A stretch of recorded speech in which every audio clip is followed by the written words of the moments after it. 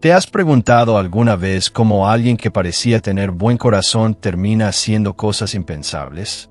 Me refiero a esa clase de personas que solían inspirarte. El maestro que defendía la justicia y terminó callando ante el abuso. El líder espiritual que hablaba de amor y ahora castiga con crueldad.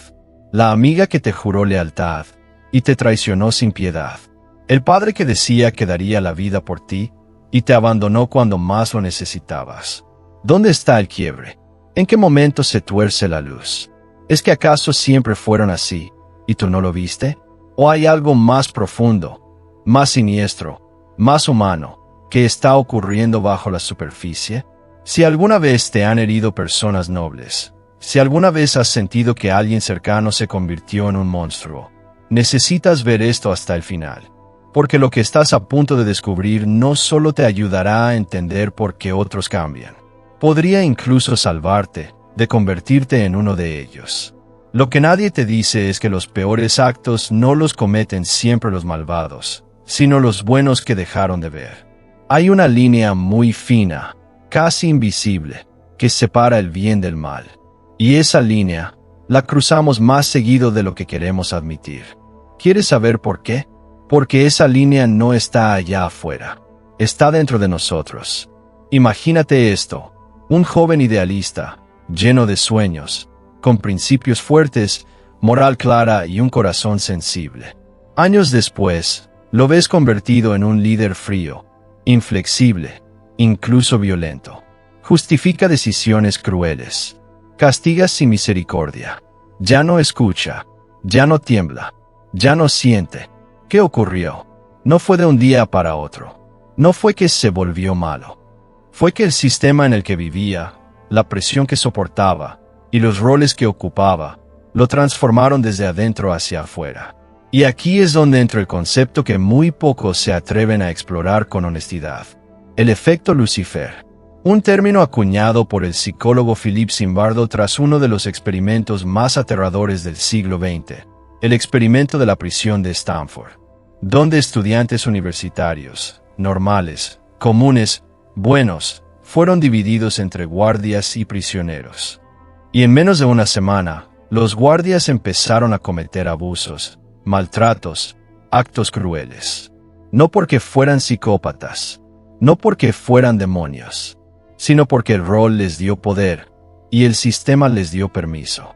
Ahora, detente por un momento y pregúntate, ¿qué tanto de ti ha sido moldeado por el entorno que te rodea? ¿Qué tanto de lo que haces es decisión tuya? ¿Y qué tanto es resultado de presiones invisibles? Porque aquí viene la parte que duele. Todos tenemos un monstruo en potencia dentro.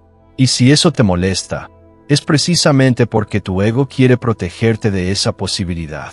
Tu autopercepción dice, yo jamás haría algo así. Pero la Biblia misma te contesta con una crudeza desconcertante. El corazón es engañoso más que todas las cosas, y perverso. ¿Quién lo conocerá? Jeremías capítulo 17 versículo 9. Ni tú mismo conoces de lo que eres capaz, hasta que te enfrentas a las circunstancias correctas. Y si todavía piensas, eso jamás me pasaría a mí, entonces estás en el lugar más peligroso, porque el primer paso hacia el abismo no es el pecado, es la soberbia que cree estar por encima del mal. Ahora escucha esto con atención. Jesús fue entregado no solo por Judas, fue entregado por multitudes, por Pilato, por religiosos, por personas que pensaban estar haciendo lo correcto, personas que creían servir a Dios, y terminaron matando al Hijo de Dios. Eso es el efecto Lucifer. No es que te levantas un día con deseo de hacer daño, es que dejas que el sistema, el dolor, el ego y la rutina te conviertan en alguien que ni tú reconoces.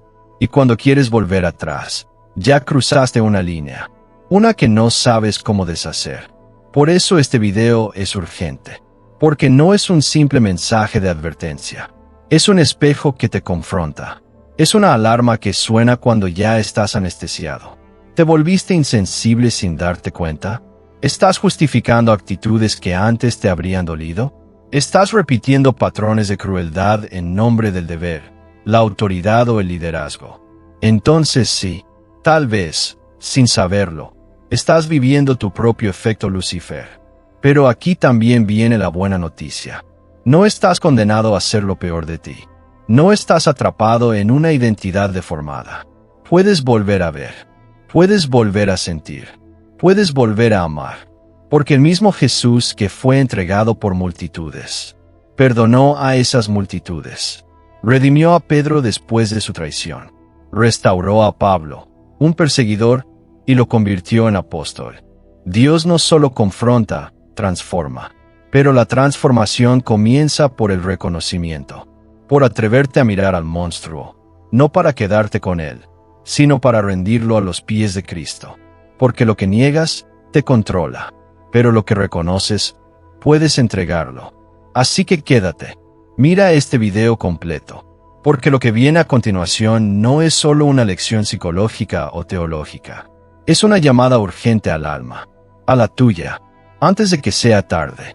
Antes de que el buen corazón que Dios formó en ti termine disfrazado de dureza, miedo o poder. Este es el momento de despertar. Porque sí, el efecto Lucifer es real. Pero también lo es la redención.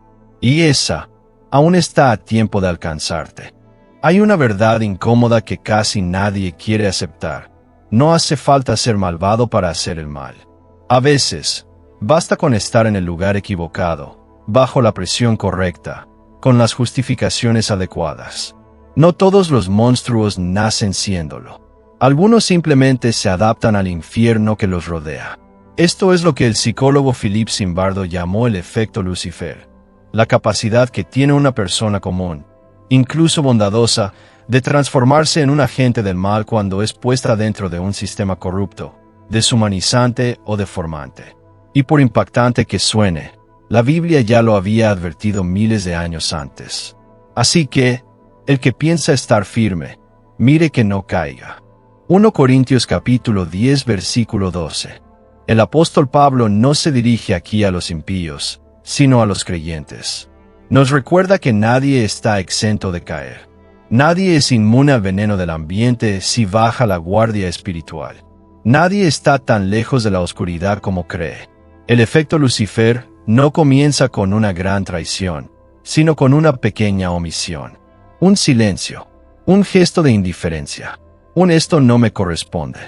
Y así, gota a gota, la conciencia se va apagando hasta convertirse en sombra.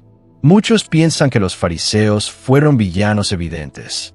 Pero, ¿y si te dijera que empezaron siendo reformadores del pueblo? Querían rescatar la pureza de la fe, pero terminaron matando al autor de la fe. El sistema religioso que debía guiar, terminó oprimiendo. Y quienes se suponía que conocían a Dios, lo crucificaron cuando lo tuvieron enfrente. ¿No es eso un retrato vivo del efecto Lucifer? En Egipto, un faraón ordenó asesinar bebés. Pero ese faraón no se levantó un día queriendo ser monstruo. Se sintió amenazado. Creó narrativas de seguridad nacional. Fabricó miedo. Justificó sus decisiones. Y su entorno lo aplaudió. Así, uno de los actos más brutales de la historia comenzó con un simple decreto en nombre del bien común. Y esto no es historia antigua. Ocurre hoy, en nuestras iglesias, en nuestras casas, en nuestros lugares de trabajo. Líderes espirituales que pierden el norte. Padres que humillan a sus hijos por su bien. Maestros que reprimen en lugar de educar. Esposos que destruyen emocionalmente mientras citan versículos. ¿Cómo llegaron hasta ahí? No lo planearon.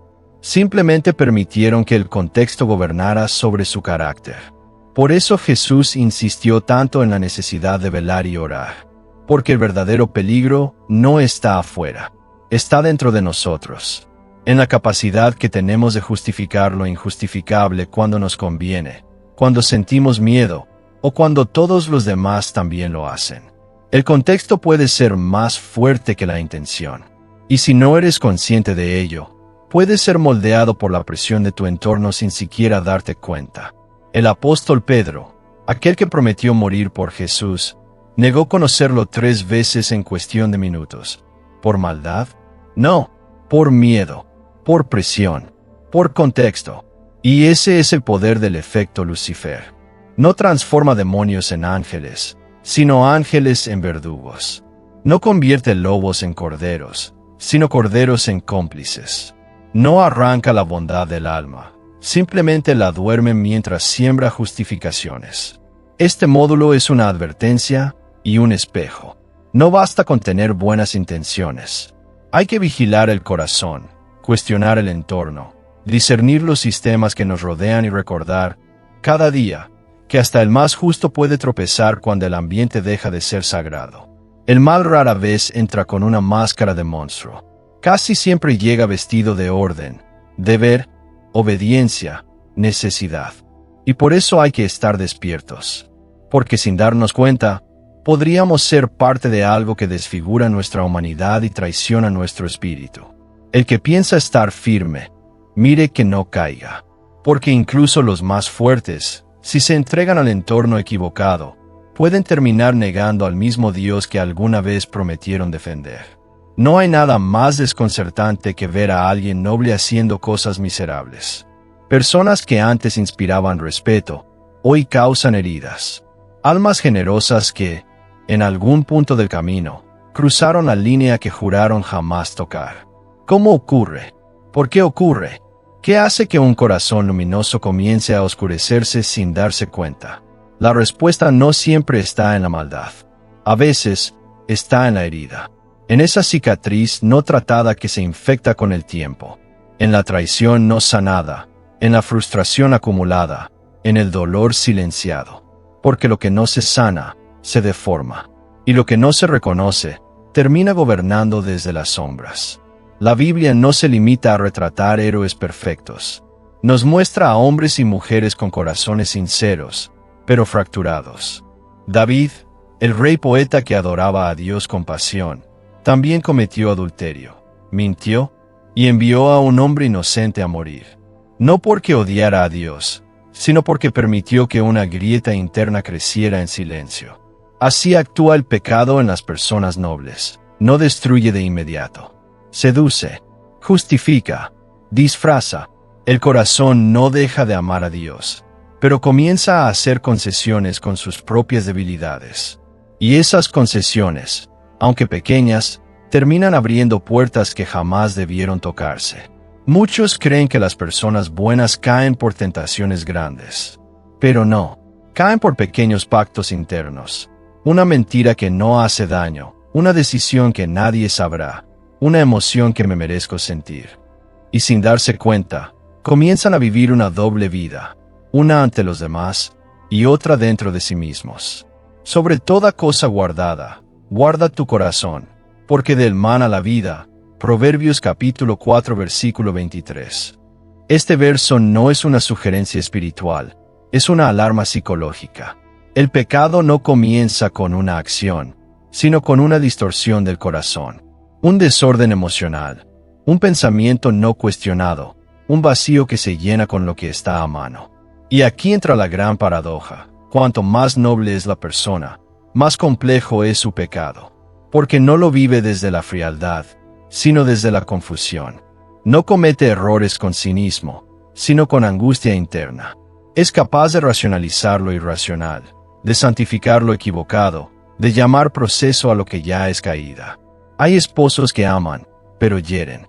Líderes que enseñan, pero dominan. Madres que protegen, pero controlan.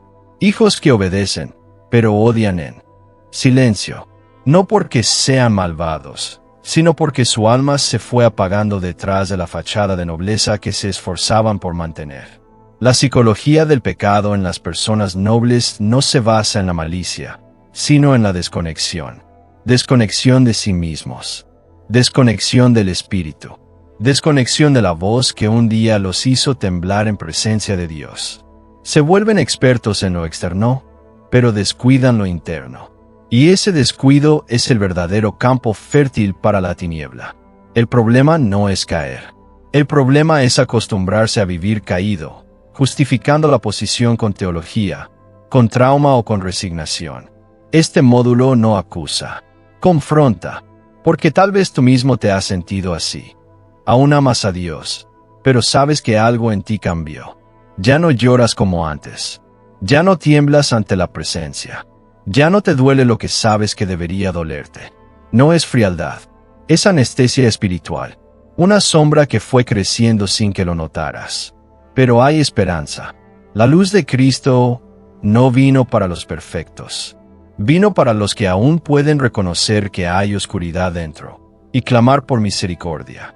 Porque Dios no desecha un corazón contrito y humillado. Aun cuando la nobleza se manchó, el alma se puede restaurar. No ignores esa señal interna que te dice, no estás bien. Esa incomodidad es gracia. Esa incomodidad es Dios tocando la puerta antes de que sea tarde. Porque los corazones en tinieblas no están perdidos, si aún les duele la oscuridad. Ahí comienza el regreso. Ahí comienza la sanidad. Ahí comienza la luz. Hay un tipo de maldad que no necesita armas, ni odio, ni intención.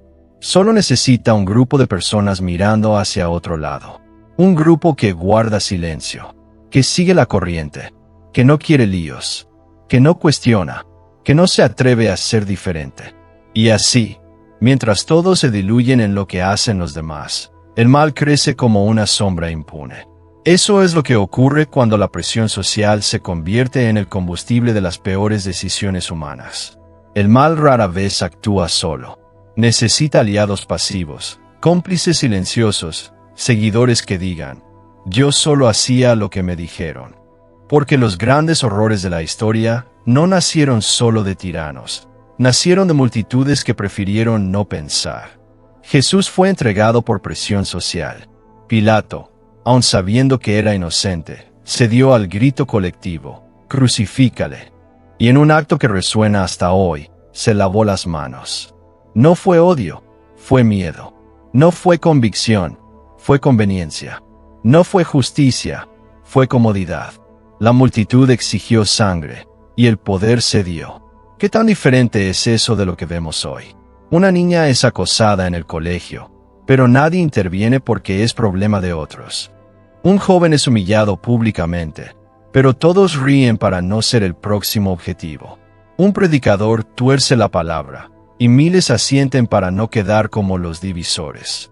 En redes sociales, el que opina diferente es linchado, no por decir mentiras, sino por no repetir lo que los demás esperan oír.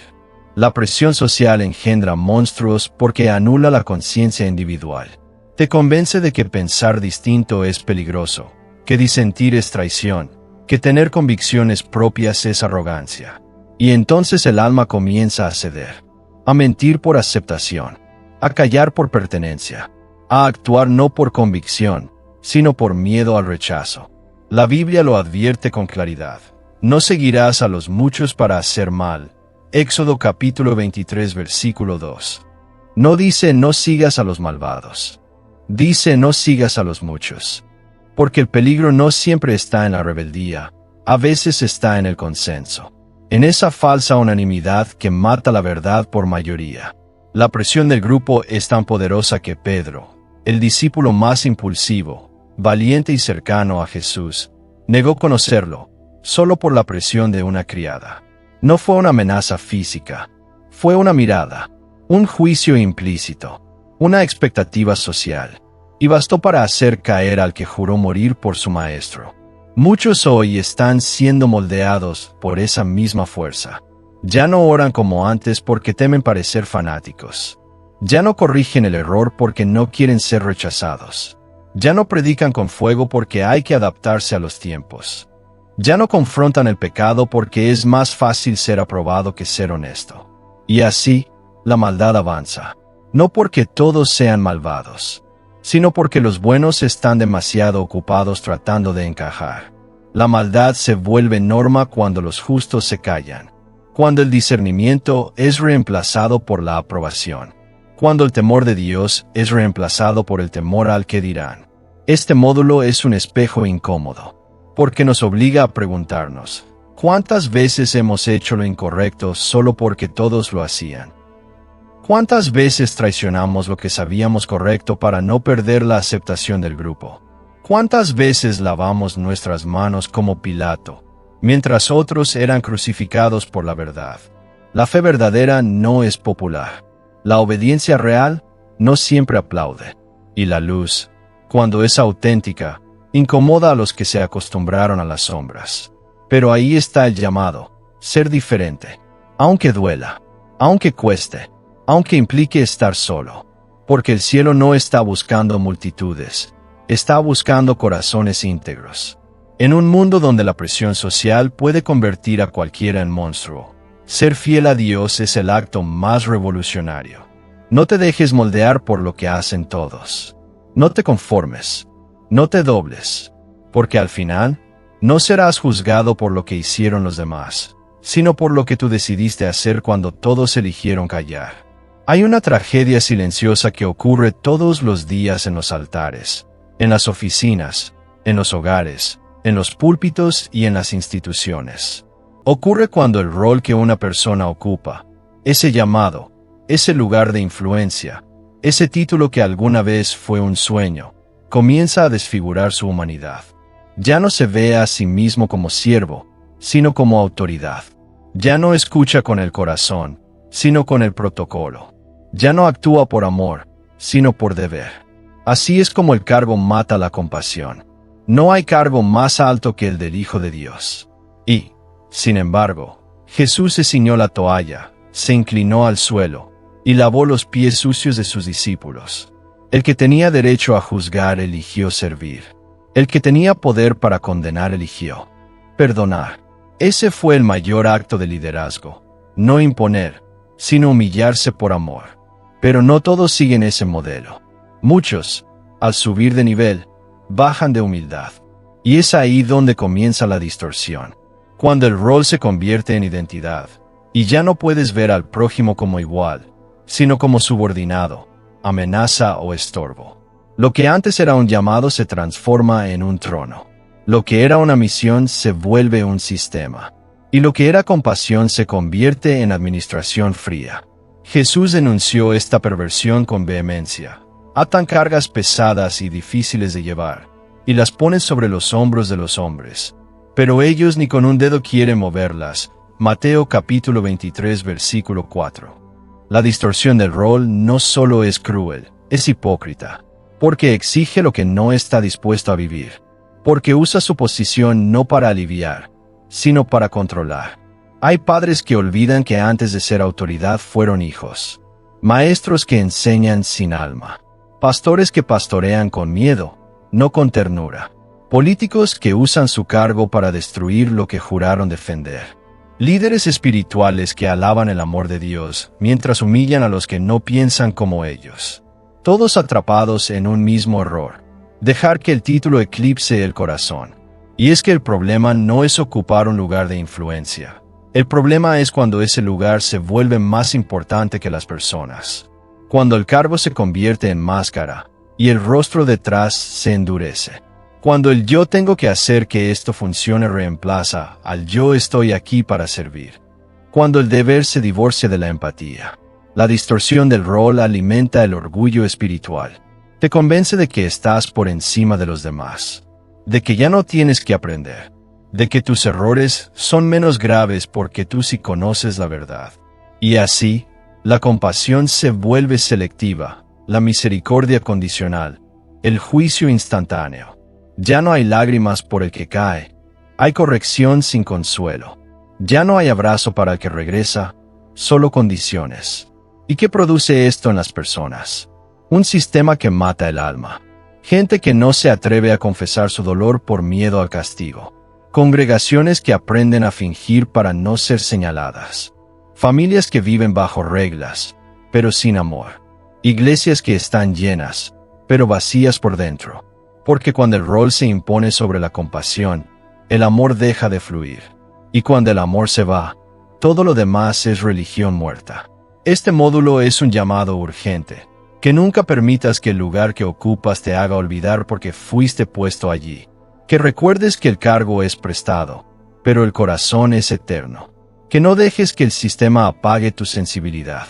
Que no permitas que tu investidura se convierta en barrera. El verdadero liderazgo no es mandar, es amar, no es controlar, es servir, no es imponer, es restaurar. Si el rol que tienes no te hace más compasivo, más humilde, más humano, entonces no es un llamado, es una cárcel disfrazada de éxito. Y si alguna vez sientes que tu cargo está matando tu compasión, suéltalo por un momento. Arrodíllate, lava pies, mira a los ojos, recuerda a Jesús, porque el que pierde su corazón por sostener su título, ya lo ha perdido todo. Yo nunca haría eso. 4 palabras que suenan firmes, seguras, morales, pero también peligrosamente ingenuas. Esa frase ha sido el preludio de caídas, traiciones, errores irreversibles. Porque la mayoría de las personas no fracasa cuando sabe que está cayendo. Fracasa cuando cree que jamás podría hacerlo. Es en esa zona de confianza ciega donde nace el engaño más letal, la falsa imagen de sí mismo. No hay terreno más resbaladizo que el de la autopercepción inflada. Esa creencia de que uno está por encima del error, del pecado o de la debilidad. Esa mentalidad que mira de lejos al que cayó y piensa, pobre, yo jamás estaría en su lugar. Es ahí, justo ahí, donde el corazón comienza a endurecerse sin notarlo. La Biblia, con una precisión quirúrgica, lo advierte. Así que, el que piensa estar firme, mire que no caiga. 1 Corintios capítulo 10 versículo 12. No dice el que está en peligro. Dice el que piensa estar firme. Porque la mayor vulnerabilidad no está en los débiles que luchan, sino en los fuertes que dejaron de vigilar. David no se convirtió en adúltero porque no amaba a Dios. Se convirtió porque dejó de cuestionarse. Porque ya no se reconocía como un hombre frágil. Porque el poder, el éxito, la rutina espiritual y la falta de vigilancia lo habían convencido de que él era distinto. De que esa clase de pecados le ocurrían a otros, no a él. Así funciona el engaño de la autopercepción. Te hace construir un personaje. Te aplaudes por lo que has resistido, por lo que has logrado, por lo que aparentas. Pero al mismo tiempo, pierdes contacto con tu humanidad, con tus zonas oscuras, con ese rincón del alma que aún necesita redención. Y cuando eso sucede, ya no luchas. Solo asumes que estás bien, que estás a salvo. Y es entonces cuando dejas de serlo. El fariseo que oraba en el templo no estaba mintiendo cuando dijo que ayunaba, diezmaba y no era como el publicano. Lo trágico es que realmente creía que eso lo hacía justo. Había llegado a convencerse de que su conducta externa era garantía de su pureza interna. Pero Jesús, que ve el corazón, dijo que el justificado fue el otro, el quebrantado, el que sabía que no merecía nada. Porque lo que salva no es la imagen que tienes de ti, es la conciencia de tu necesidad. Yo nunca haría eso es una frase que esconde orgullo disfrazado de virtud. Es la frase de Pedro antes de negar a Jesús. Es la voz de Judas antes de venderlo. Es el eco de Caín antes de matar a su hermano. Es la voz que todos, en algún momento, llevamos dentro. Y aquí está el problema.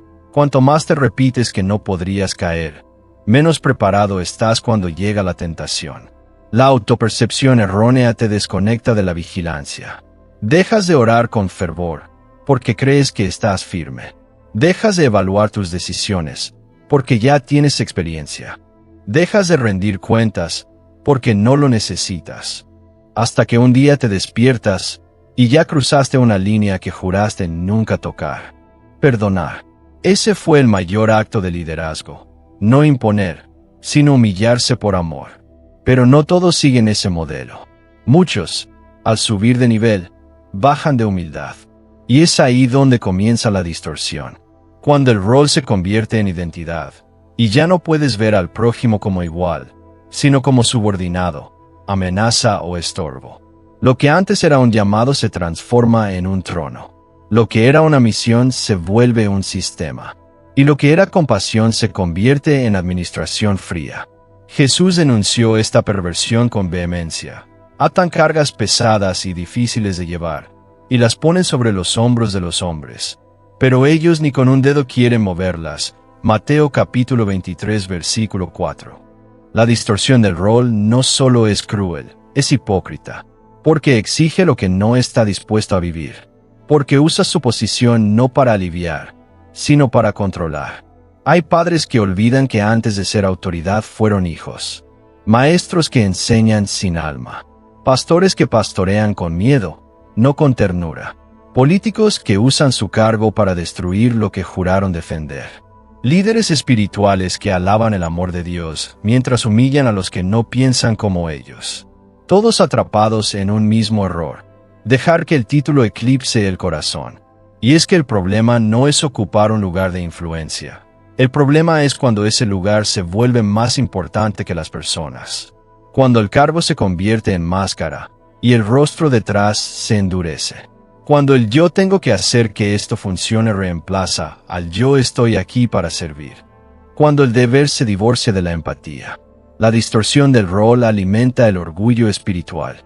Te convence de que estás por encima de los demás, de que ya no tienes que aprender, de que tus errores son menos graves porque tú sí conoces la verdad. Y así, la compasión se vuelve selectiva, la misericordia condicional, el juicio instantáneo. Ya no hay lágrimas por el que cae, hay corrección sin consuelo. Ya no hay abrazo para el que regresa, solo condiciones. ¿Y qué produce esto en las personas? Un sistema que mata el alma. Gente que no se atreve a confesar su dolor por miedo al castigo. Congregaciones que aprenden a fingir para no ser señaladas. Familias que viven bajo reglas, pero sin amor. Iglesias que están llenas, pero vacías por dentro. Porque cuando el rol se impone sobre la compasión, el amor deja de fluir. Y cuando el amor se va, todo lo demás es religión muerta. Este módulo es un llamado urgente. Que nunca permitas que el lugar que ocupas te haga olvidar porque fuiste puesto allí. Que recuerdes que el cargo es prestado, pero el corazón es eterno. Que no dejes que el sistema apague tu sensibilidad. Que no permitas que tu investidura se convierta en barrera. El verdadero liderazgo no es mandar. Es amar. No es controlar. Es servir. No es imponer. Es restaurar. Si el rol que tienes no te hace más compasivo, más humilde, más humano, entonces no es un llamado, es una cárcel disfrazada de éxito. Y si alguna vez sientes que tu cargo está matando tu compasión, suéltalo por un momento. Arrodíllate, lava pies, mira a los ojos, recuerda a Jesús, porque el que pierde su corazón por sostener su título, ya lo ha perdido todo. Yo nunca haría eso. 4 palabras que suenan firmes, seguras, morales, pero también peligrosamente ingenuas.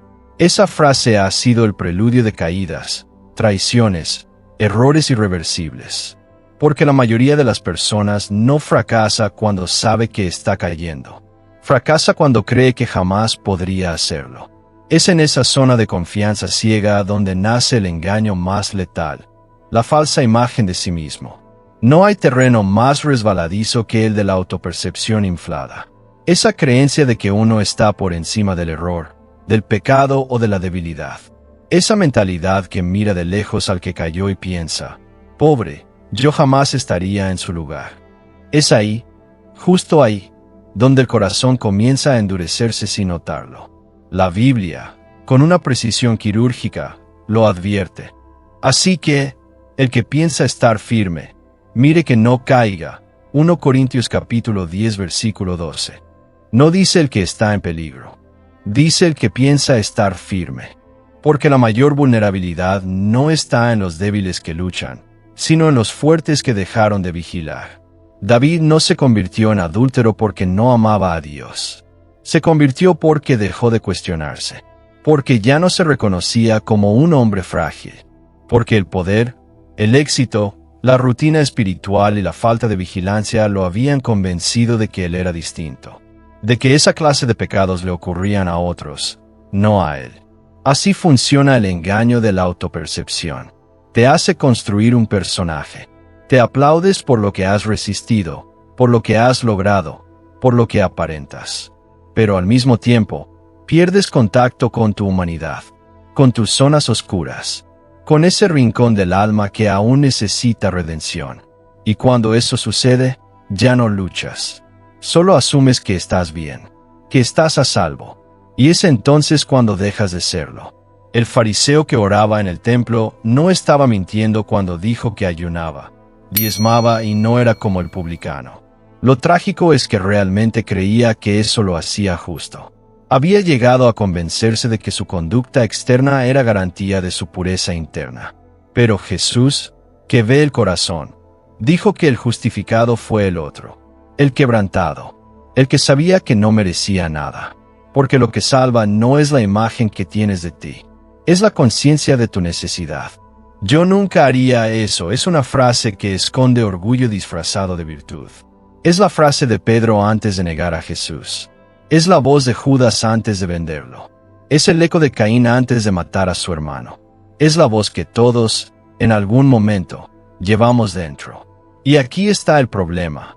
Cuanto más te repites que no podrías caer, menos preparado estás cuando llega la tentación. La autopercepción errónea te desconecta de la vigilancia.